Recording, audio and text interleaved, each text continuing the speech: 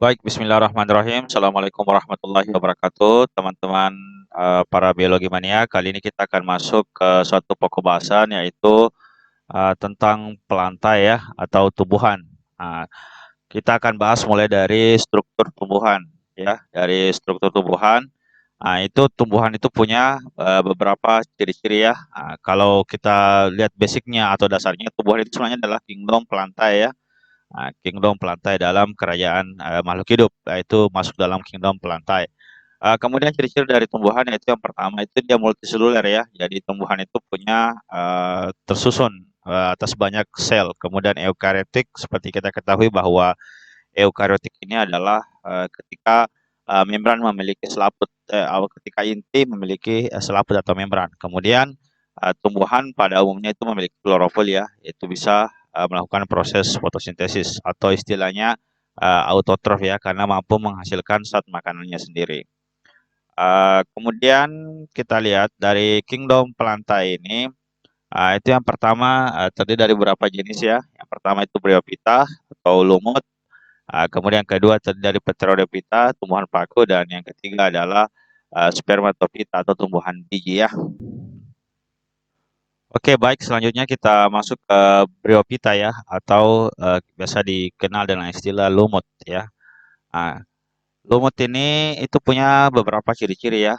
Nah, ciri-cirinya yang pertama itu siklus hidupnya itu melalui proses yang disebut dengan metagenesis atau biasa disebut dengan pergiliran keturunan. Nah, metagenesis ini melakukan suatu proses dari suatu komponen yang disebut dengan spora. Ini nanti akan menghasilkan protonema. Nah, jadi ini fase gametofit ya. Ketika protonema itu akan menghasilkan tumbuhan lumut.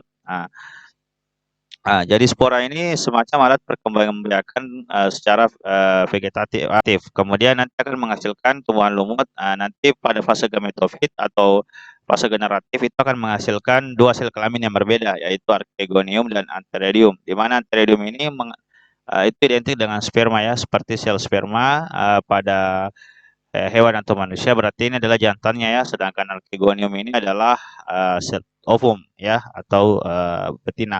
Nanti setelah melalui peleburan, maka sel sperma dan sel ovum atau archegonium dan antheridium itu akan membentuk sporogonium ya.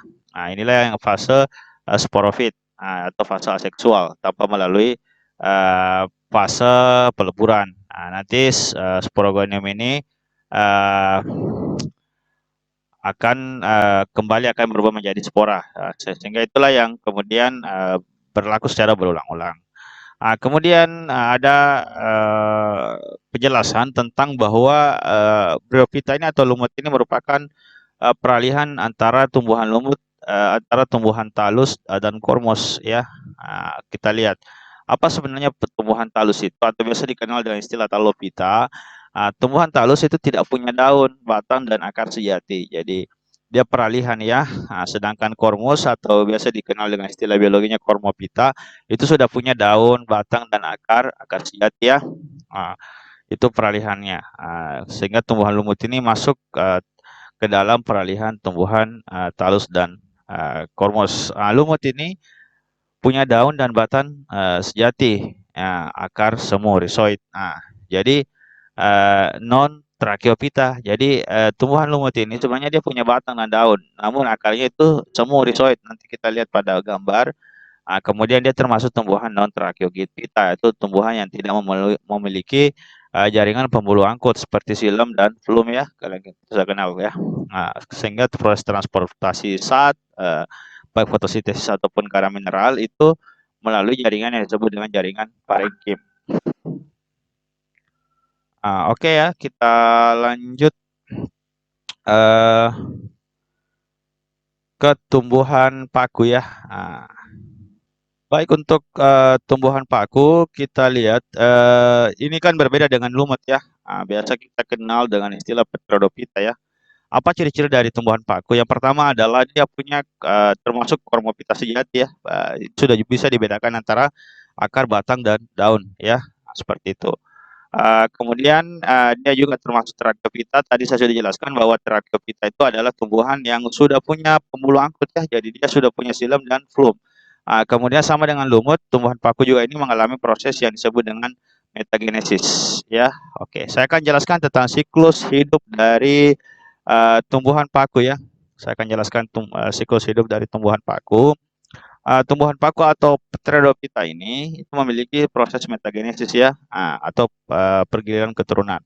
Dari spora itu akan menjadi protalium. Itu tadi kan kalau lumut ini protonema ya. Protalium ini merupakan fase gametofit yang menghasilkan fase gamet ya. Kemudian nanti akan menghasilkan Antheridium dan Archegonium ya. Masih ingat kan kalau Antheridium itu sel jantan dan Archegonium itu sel betina ya. Seperti itu. Kemudian Antheridium ini identik dengan menghasilkan sel sperma dan Archegonium ini menghasilkan ovum. Itu nanti terjadi peleburan sehingga akan menghasilkan sigot ya, sama pada saat tumbuhan lumut tadi. Kemudian pada saat menghasilkan zigot itu nanti akan menghasilkan tumbuhan paku ya. Ini yang disebut dengan fase sporofit ya, atau aseksual. Yang mana tadi fase gametofitnya itu adalah fase seksual.